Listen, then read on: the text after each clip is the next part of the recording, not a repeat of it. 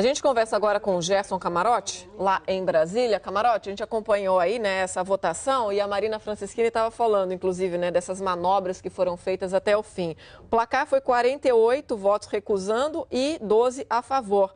Agora, apesar de já rejeitado o parecer naquela votação simbólica, foi pedida a verificação eletrônica pelo deputado Hugo Mota num último esforço, né? Ele que é do PMDB, a gente sabe que é um forte aliado aí de Eduardo Cunha, inclusive lá na CCJ já tinha tentado, né, fazer um corpo a corpo ali para preservar o mandato do ex-presidente da Câmara, quer dizer, até o último segundo ali uma tentativa de salvar o mandato, mas não deu.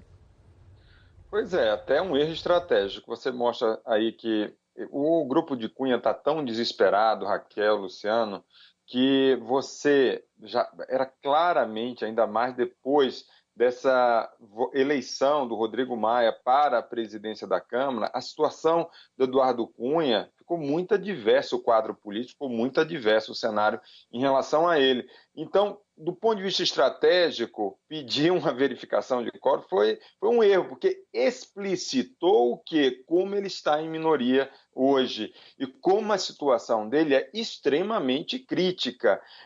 Seria impensável, algum tempo atrás, uma votação de 48 votos pela rejeição desse parecer, que era favorável ao Eduardo Cunha, apesar dele ter contestado ali pontos, mas que era extremamente favorável, porque ele cumpria que papel? Voltar para o Conselho de Ética, que era tudo que Eduardo Cunha queria, ganhar tempo. E, apesar de algumas críticas, esse parecer do Ronaldo Fonseca, ele cumpria exatamente o script e o roteiro estabelecido pelo Eduardo Cunha e pelo seu grupo. O que a gente vê agora é que a situação do Eduardo Cunha, ela fica cada vez mais crítica, porque tudo indica um desfecho, a gente estava acompanhando aí a Francischini falando, um desfecho hoje, é preciso realmente não ter, e ela explicou muito bem essa questão, de não ter uma negativa e sim uma afirmação, a CCJ, por isso o Marcos Filho foi colocado aí como um relator, que é do grupo que venceu. Agora, daqui para frente, Eduardo Cunha ganhou esse recesso parlamentar, mas ele não vai conseguir inverter a situação dele no plenário da Câmara dos Deputados. Olha bem, uma votação ontem fechada, que é votação para presidente da Câmara dos Deputados. O grupo dele, o Centrão, completamente fragmentado, o candidato dele, o deputado Rogério Rosso, que hoje não comparece à Comissão de Constituição e Justiça, Raquel, Luciano, teve 170 votos numa votação que era fechada. E com a margem, o Rodrigo Maia venceu com uma margem muito folgada. Imagina a votação aberta em plenário, qual será o placar? Ele vai ficar realmente em minoria. Pouca gente está se expondo agora a dar esse respaldo às manobras do Eduardo Cunha. Ele fica contestando, ele fica dizendo que a questão regimental que ele está correta. Olha, isso é jogo de palavra do Eduardo Cunha, que ele sempre foi muito hábil em fazer esse tipo de jogo de palavra. Porque quem conhece bem Câmara dos Deputados, Congresso Nacional, eu estou lá cobrindo há 20 anos, você vê que o regimento, ele é usado, ele tem muitas brechas, ele é usado a favor, contra, dependendo da situação e dependendo de quem quer.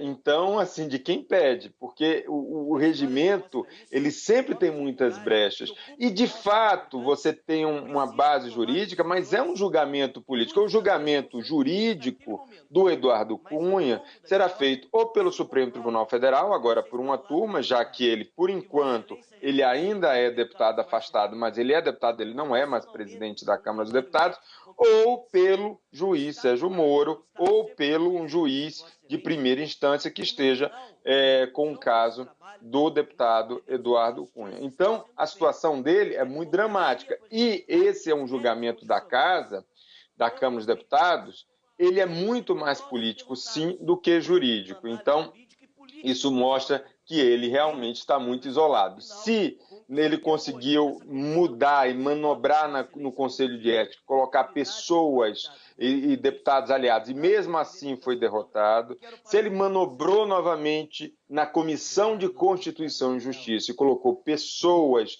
para tentar reverter o quadro desfavorável a ele, e não conseguiu, agora com uma margem muito adversa ao deputado afastado Eduardo Cunha, no plenário a situação dele ainda vai ser ainda mais crítica, Raquel e Luciano. Então, Camarote, esse cenário que matematicamente estamos percebendo agora, né, aí com a votação na Comissão de Constituição e Justiça, 48-12 a diferença, e com esse cenário também da votação na presidência da Câmara, ou seja, o Rosso tinha o apoio do Centrão, que era quem estava segurando e fortalecia Eduardo Cunha, com Ricardo Maia vencendo, muita gente desse Centrão, como você mesmo explicou, foi para o lado do Ricardo Maia. Agora, isso a gente está percebendo matematicamente agora. E por fora, né, ali nos bastidores, esse cenário já vem construindo e já vem sendo percebido por vocês, analistas, e pelos próprios deputados, já há algum tempo. Diante disso, falei Rodrigo Maia, né? Então, diante disso, como é que a gente pode realmente avaliar a fraqueza de Eduardo Cunha agora, que tem como último recurso, como ele disse mesmo, a Justiça? Pois é, na Justiça que a situação dele é muito mais complicada, e isso é que apavora o deputado afastado Eduardo Cunha, é a situação na Justiça, porque muito dificilmente, e a gente já viu isso no Supremo Tribunal Federal, vai haver uma mudança de definição em relação a Eduardo Cunha. E por que ele, o deputado Eduardo Cunha, inclusive no comando da Câmara dos Deputados, então, ele foi afastado? Por interferência nas investigações. Foi uma votação unânime e foi um pedido feito pelo Procurador-Geral da República, o Janot.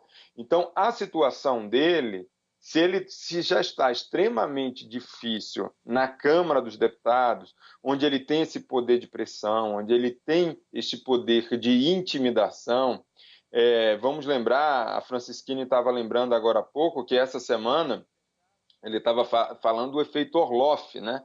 Naquela referência de eu sou você amanhã, tentando intimidar os colegas.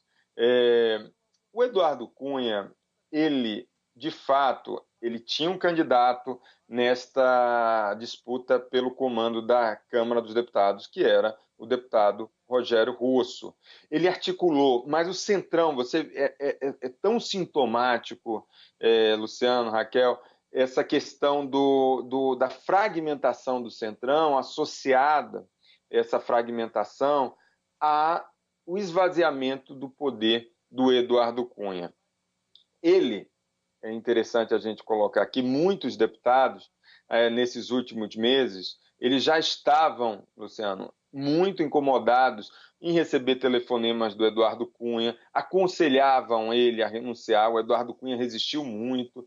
A avaliação é que, se o Eduardo Cunha tivesse tido uma solução semelhante à do Renan Calheiros lá atrás, isso no início do ano, no final do ano passado, de renunciar ao cargo de presidente da Câmara, provavelmente a situação no Conselho de Ética ele ainda estaria muito forte, poderia ter negociado, porque é o que eu estou falando, que absurdo isso, negociar, mas é uma casa política, essa é a realidade, esta é a política como ela é de fato, ele poderia ter negociado a manutenção do seu mandato.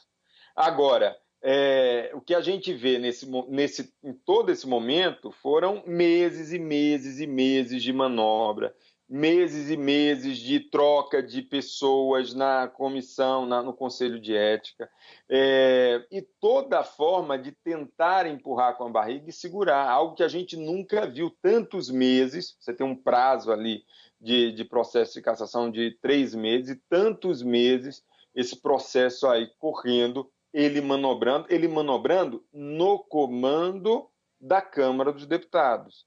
E isso foi um fator fundamental para a decisão recente do Supremo Tribunal Federal de afastá-lo do cargo e do mandato. Ele renunciou, porque ele já não tinha mais sustentação, e agora ele provavelmente será cassado em agosto, provavelmente. Você veja, o Rodrigo Maia, que é o novo presidente da Câmara dos Deputados, o deputado Rodrigo Maia, ele foi questionado sobre isso algumas vezes ontem, inclusive aqui na Globo News, e o que a gente vê é que o Rodrigo Maia, ele mostra uma certa cautela. Qual a cautela? Tem que ter um quórum elevado. Por quê?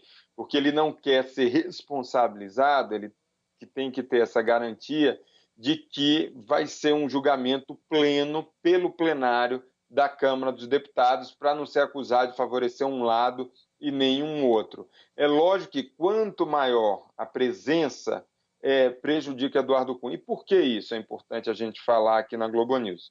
É porque precisa de 257 votos para a cassação de um deputado. Tá certo, Camarote. Muito obrigada.